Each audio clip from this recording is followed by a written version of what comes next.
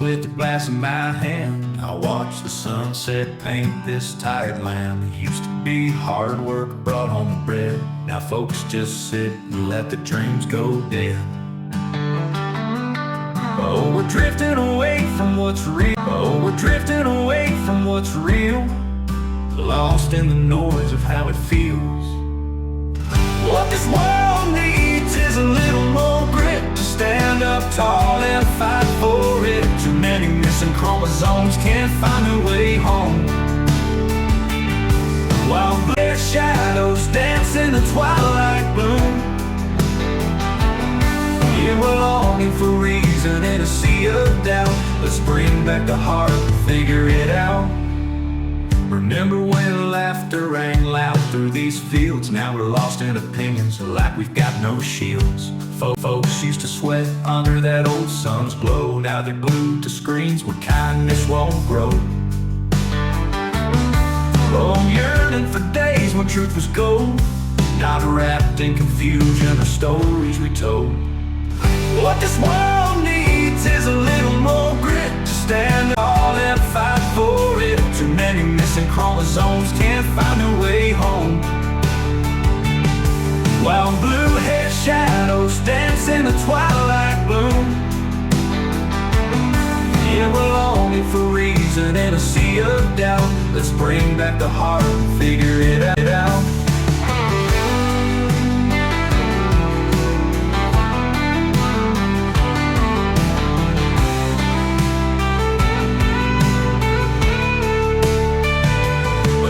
Your mask and step into light. We all bleed red when we fight for what's right. Let's build bridges instead of walls, find common ground where love never falls. What this world needs is a little more grit, to stand up tall and fight for it. Too many missing chromosomes can't find their way home, while blue-haired shadows dance in the twilight bloom. Yeah, we're longing for reason in a sea of doubt. Let's bring back the heart and figure it out. So raise your voice if you feel like I do. Together we'll make our dreams come true. In every heartbeat lies hope anew. But this world needs starts with me and you.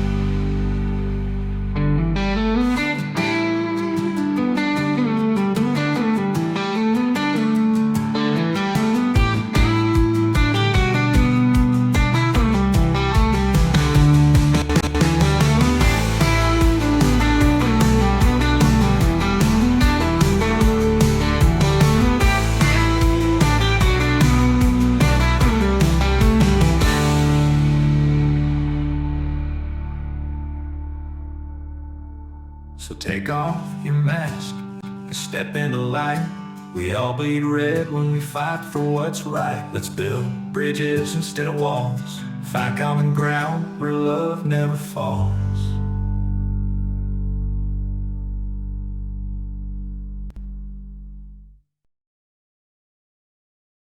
So, plainclothes ICE agents with no ID, names, etc. literally plucking people off the streets in the US and sending them to supermax hellholes abroad, or just a bunch of merry pranksters?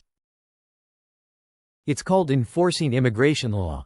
As a legal immigrant to another country, I can have my visa, which is a permanent visa, revoked at any time for any reason. And I can be plucked off the street and deported back to the US. Sit down, stupid. Just like plainclothes police officers can arrest drug dealers after they buy drugs from them.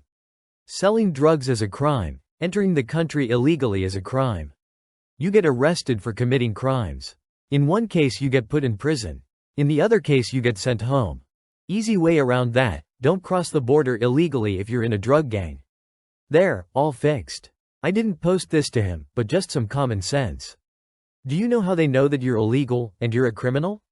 When you commit a felony or any crime in the United States, they take your picture. Maybe, if you weren't stupid as a stump, you wouldn't be in a supermax prison right now. I responded to a video where a loony leftist was saying vandalism and destruction of property were justified for political reasons. I responded with public service announcement. I don't know who needs to hear this, but arson and all 50 states with few exceptions is grounds for the use of lethal force. The attacker voluntarily makes himself subject to the self-defense of his victim, and is fully responsible for the consequences of the attack. You mean like arson? Do you think there are exceptions, or do you wonder if arson is an attack? There are no exceptions, loony leftists. The right to life, liberty and pursuit of happiness, and you setting fire to my shit will fuck with my pursuit of happiness, but you'll learn a valuable lesson. Your personal abusiveness makes you look smart. Don't change a thing. Your stupidity brings it out. Yes, setting fire to someone's property is an attack. The only difference is why. For instance, organized crime will do it as a method for extortion. The loony left will do it for political reasons, which is called domestic terrorism. In either case, lethal force is legal. Another thing you loony leftists should think about: a 17-year-old kid took out 3 of you morons. You might want to just stay home. Google rooftop Koreans. Another point, I don't even have to wait for you to set fire to something. I just have to prove that that was your intent, after I pump 2 in your chest. For example, if you're running around the city in a mask, with a duffel bag full of Molotov cocktails, and I pump 2 in your chest, we find the bag full of Molotov cocktails. Chances are I'm going to get off. My advice, girlfriend, stick to keying Teslas. My stupidity, the irony is exquisite. Your projections are all about you. Depends on the jury. Yes, it's legal to shoot in cases of arson, but you loony leftists don't like it when they get hurt, law or no law. I'll take my chances. Fire is quite unpredictable, hence the law. I could be saving someone's life and ridding the country of an idiot. Take for example, where's Kyle Rittenhouse right now? He wasn't even a professional. He didn't know anything and took out 3 morons. We need quit playing around and Rittenhouse on these terrorists. The first one to act to violate the individual rights of another person is the attacker. I look forward to you taking your chances attacking me. I love when they don't know who they're talking to, but say stupid shit like this. So, you're saying he wasn't attacked, but that he acted because he didn't like the looks of them. I thought that they were attacking him because they didn't like the looks of what he was wearing and carrying, which means they were justified by your standards. There's that stupid again. No, he shot 3 loony leftists, from out of town by the way. One tried to take his rifle, brilliant move, got shot. The other hit him with a skateboard, another learning opportunity. Never bring a skateboard to a gunfight. And the third idiot pulled a pistol, that he wasn't supposed to have. He was out on bail for weapons charges, and got shot in the arm, and they still tried to prosecute him. You leftists are fucking retarded. Loony leftists. In my whiniest voice, I really want to burn stuff down. Me, I really want to kneecap some asses with a ball bat. If I don't get to do what I want to do, you don't get to do what you want to do. Seems fair to me. They were arsonists, he could have shot sooner. Either way, he was going to jail, because you loony leftists are fucking retarded. That's how mentally ill people with 54 felonies get choked on subways. Deflection noted, retraction accepted. Either they were witness committing the act, or they had been convicted of the act. Otherwise, your accusation is irrelevant, so they didn't just look seedy, they were committing a crime. In that case, good shoot. So, you think murdering someone from an adversarial political tribe is justified violence? That means you think they were justified for attacking him. Funny how all of your insults apply perfectly to you. No, arson. So, he didn't shoot loony leftists. He shot actual proven arsonists. Good shoot. Arson is a felony. Arson in the name of your political views is called terrorism. Arson is pretty much a synonym for leftist. They say people who play with fire wet the bed. Maybe the FBI should start checking some sheets. Just finished chapter 3 in my latest book called Understanding Capitalism: The Dynamic Dance of Market Forces and Human Behavior. Another book the loony left won't be able to read. When I say that, that's not an insult. That's a fact based on statistics. According to studies, 1 in 4 high school graduate in 2025 can't read above a 6th grade level. Basically, the public school system has turned an entire generation into hairless chimps. Anyway, here's a basic summary of Chapter 3. Chapter 3. The Mechanics of Production. Understanding the role of division of labor in economic efficiency. Chapter 3 delves into the intricacies of economic production, emphasizing the importance of transforming inputs into valuable outputs that satisfy consumer needs. It highlights the distinction between economic production, focused on quality and market relevance, and mere production, which often results in low-quality outputs with minimal societal benefit. The chapter illustrates this contrast through examples from various industries, such as fast fashion versus sustainable brands like Patagonia, underscoring how value creation drives consumer loyalty and market success. The chapter further explores the implications of economic production in a globalized and technologically advanced context. It discusses how companies must innovate continuously to remain competitive, particularly by prioritizing sustainability in response to growing consumer awareness regarding environmental impacts. The COVID-19 pandemic is cited as a critical juncture that exposed vulnerabilities in supply chains, prompting businesses to adapt their strategies for resilience. Key concepts such as economic value and inefficiencies are examined, revealing how misaligned production practices can lead to financial losses and wasted resources. The text emphasizes the necessity for companies to reallocate resources effectively, implement advanced technologies, and adopt lean manufacturing principles to enhance productivity and profitability. Additionally, the chapter discusses the role of money prices in facilitating informed decision-making for entrepreneurs. Price fluctuations signal supply and demand dynamics, helping businesses estimate expected revenues against production costs and adjust strategies accordingly. However, it warns against over-reliance on these signals, which can lead to short-term thinking and market misalignments. The analysis of profit and loss statements emerges as a crucial tool for assessing financial health. It allows businesses to evaluate operational efficiency and make strategic adjustments based on realized profits or losses. Realized profits indicate strong market demand, while losses highlight areas needing reevaluation. Finally, competitive pressures are portrayed as a driving force behind innovation in economic production. Companies that invest heavily in research and development to stay ahead of rivals can create substantial value, as evidenced by leaders in technology and automotive sectors. The chapter concludes by emphasizing that fostering a culture of continuous learning and employee development is essential for sustaining innovation and achieving long-term profitability. In summary, Chapter 3 encapsulates the multifaceted nature of economic production, emphasizing the critical interplay between efficiency, value creation, sustainability, and innovation in navigating today's dynamic market landscape. The mechanics of efficiency. Understanding the division of labor and specialization. The division of labor, rooted in the ideas of Adam Smith from his work, The Wealth of Nations, illustrates how specialization leads to increased productivity by breaking down complex tasks into simpler, distinct roles. This concept has evolved from ancient civilizations to modern economies, where specialization enables individuals to develop expertise, fostering interdependence among workers and enhancing social cohesion. In contemporary society, the division of labor is evident across various sectors, including manufacturing and technology. For instance, in software development, roles such as programmers and designers contribute specialized skills that collectively enhance product innovation and efficiency. Companies like Google exemplify this application, employing thousands of specialists to maintain competitive advantages in technology development. Moreover, global supply chains illustrate how labor division transcends borders, allowing for cost-effective production and improved consumer access to goods.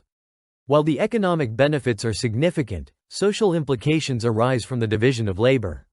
Specialization can strengthen community ties and promote equity by integrating marginalized groups into the workforce. Cooperative models, such as worker cooperatives, demonstrate how shared governance and respect for individual strengths can lead to resilient communities. However, challenges persist. Criticisms include the potential for worker alienation due to monotonous tasks and the risk of de-skilling as automation replaces certain roles. Ethical concerns also emerge regarding exploitation within global supply chains as firms seek cost reductions. The concept of human insufficiency highlights that individuals cannot meet all their needs independently, necessitating collaboration within communities. This reliance fosters shared responsibility and resource exchange, enhancing overall well-being. Social structures play a crucial role in maintaining order and facilitating connections among community members. Cultural exchange within communities enriches experiences and fosters innovation by bringing diverse perspectives together. Specialization not only enhances efficiency but also stimulates creativity as workers identify gaps in processes or products. Despite its advantages, specialization can lead to vulnerabilities in rapidly changing job markets. Workers may struggle with adaptability if their skills become obsolete due to technological advancements. Balancing specialization with versatility is essential for workforce resilience. In summary, the division of labor is a fundamental economic principle that enhances efficiency through specialization while also shaping social dynamics. The ongoing evolution of labor division in response to technological advancements highlights the need for adaptable strategies that foster both productivity and worker satisfaction in an ever-changing economic landscape. Foundations of prosperity. The essential prerequisites for capitalism. The text explores the critical role of formal and informal institutions in shaping capitalist economies. Formal institutions, defined as structured frameworks of legal rules and regulations, are essential for effective market functioning. They ensure fair competition, protect property rights, and enforce contracts, thereby fostering economic growth. Key types of formal institutions include legal systems, government policies, regulatory bodies, and financial institutions. Each plays a vital role in creating a stable environment that encourages investment and innovation. Legal systems provide the backbone for contract enforcement and property rights protection. Government policies influence economic behavior through fiscal and monetary measures, while regulatory bodies maintain market integrity. Financial institutions facilitate capital flow, essential for business operations. The significance of formal institutions extends to promoting efficient economic transactions by offering predictability and reducing uncertainty. Strong institutional frameworks attract both domestic and foreign investments, while weak institutions can deter economic activity due to corruption or inadequate law enforcement. Recent developments such as digital technologies and the COVID-19 pandemic have prompted adaptations in formal institutions to balance innovation with public interests. Additionally, emerging concerns around environmental sustainability have led to regulatory changes aimed at promoting green practices. Conversely, informal institutions encompass cultural norms, social networks, and trust dynamics that govern economic interactions without formal codification. Trust is crucial in facilitating transactions and fostering collaboration among individuals, particularly in cultures that value collective success. High levels of trust can reduce transaction costs and enhance entrepreneurial activities. Cultural attitudes toward entrepreneurship significantly influence economic outcomes. Societies that embrace risk-taking tend to foster vibrant entrepreneurial ecosystems. The judiciary also plays a pivotal role in enforcing contracts and resolving disputes, contributing to market stability and investor confidence. Furthermore, property rights are fundamental to capitalism as they incentivize investment and innovation. Secure property rights encourage individuals to invest in their assets, knowing they will benefit from their efforts.